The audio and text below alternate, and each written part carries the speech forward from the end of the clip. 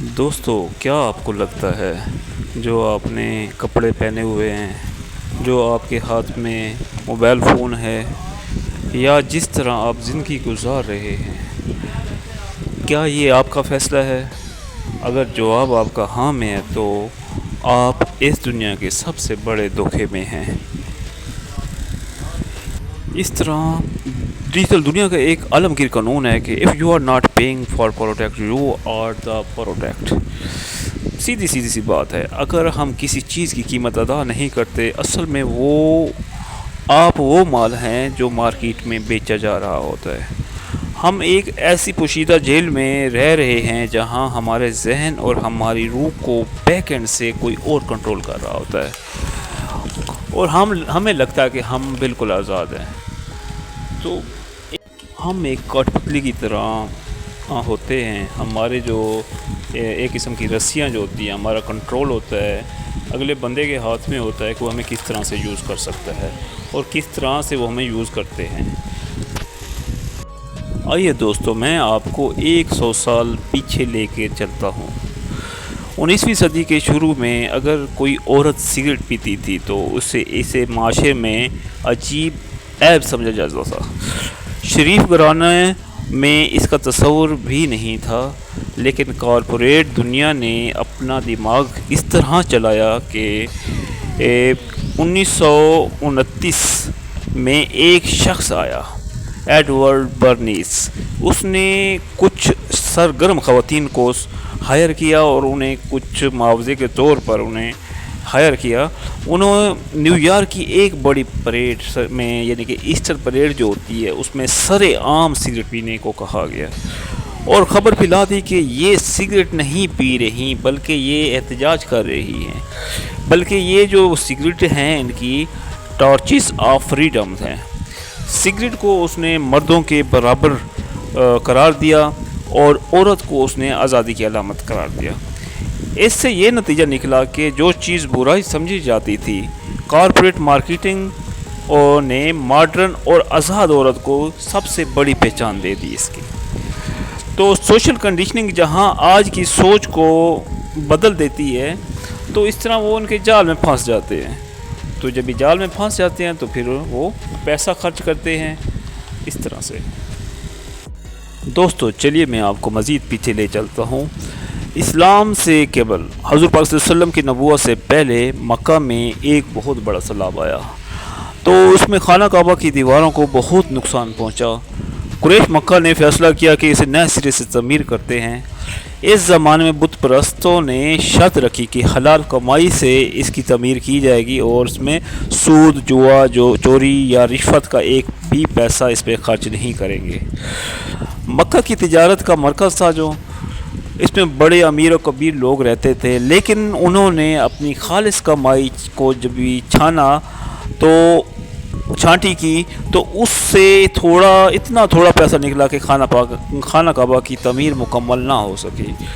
مجبوری میں شمالی دیوار کو پیچھے ہٹا دیا گیا۔ اس باہر سے چھوٹے ہوئے حصے کو آج ہم حتیم کہتے ہیں۔ انہوں نے عمارت کو چھوٹی ہی چھوڑ دی، لیکن حرام کا ایک بھی پیسہ اس پر نہیں لگایا۔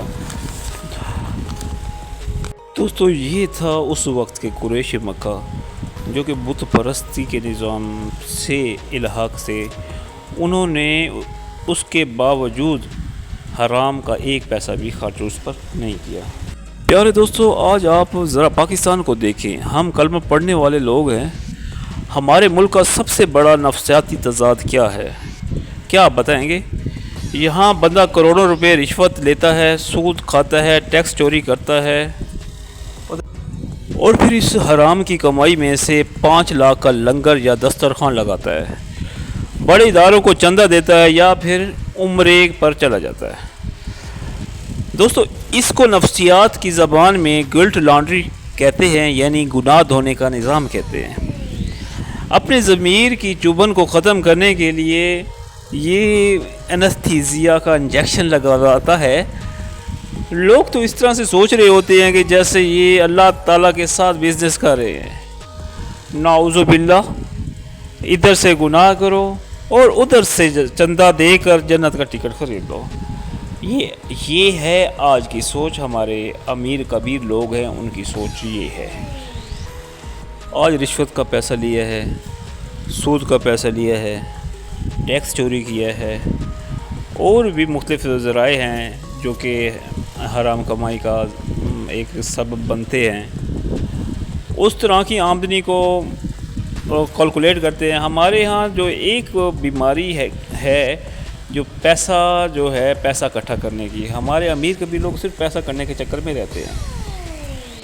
پیارے دوستو, یہاں پر ایک سوال تو بنتا ہے, اگر یہ دسترخوان اور چیریٹی اتنے سچے ہیں تو ہمارے ملک میں غربت ختم کیوں نہیں ہو رہی؟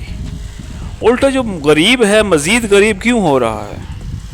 پیارے دوستو, میں آپ لوگوں سے دوسرا سوال یہ کروں گا, اگر یہ دسترخوان بڑے بڑے دسترخوان جو ہے صرف لاہور, کراچی اور اسلام آباد میں ہی کیوں لگائے جاتے ہیں؟ جو بیکورڈ ایریاز ہیں, راجن پور, تھر پارکر یا بلوچستان کے دور دراز کے علاقے, قلعہ عبداللہ اور ساؤتھ پنجاب کے جو علاقے ہیں, دیرہ غازی خان, بہاول پور, اور یہاں پر روہی ہو گیا, جہاں پر بچے بھوک سے مر رہے ہیں, وہاں پر کیوں نہیں لگائے جاتے؟ دوستو, وجہ سیدھی سی ہے, صاف صاف ہے. ان کو چاہیے ہوتی ہے ویزیبلٹی آف مارکیٹنگ. بڑے شہروں میں دسترخوان لگانے میں سے میڈیا کو کوریج ملتی ہے, جس سے بڑے بڑے سرمایہ کار اس کو دیکھتے ہیں. سوشل میڈیا پر بھی ان کی جو ہوتی ہے پبلسٹی ہوتی ہے, جن سے ان کا جو ہوتا ہے فنڈنگ ہوتی ہے ڈبل ٹرپل پتہ کئی گنا تک بڑھ جاتی ہے.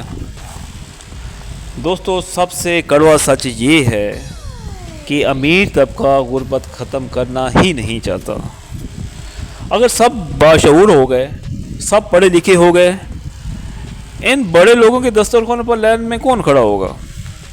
انہیں سخاوت کا دیوتا کون کہے گا؟ پیارے بھائیو, چیریٹی صرف دعا ہے, درد کی دعا ہے, اور نہ کہ یہ بیماری کا علاج ہے. دوستو, یہ لوگوں کو محنت سے ہٹا دیتے ہیں, ان کو لیزی پن میں لے آتے ہیں, اور ان کو محنت سے ہٹا کر ڈپینڈنٹ دوسروں پر انحصار کرنا سکھا دیتے ہیں اور پھنسا دیتے ہیں ان کو.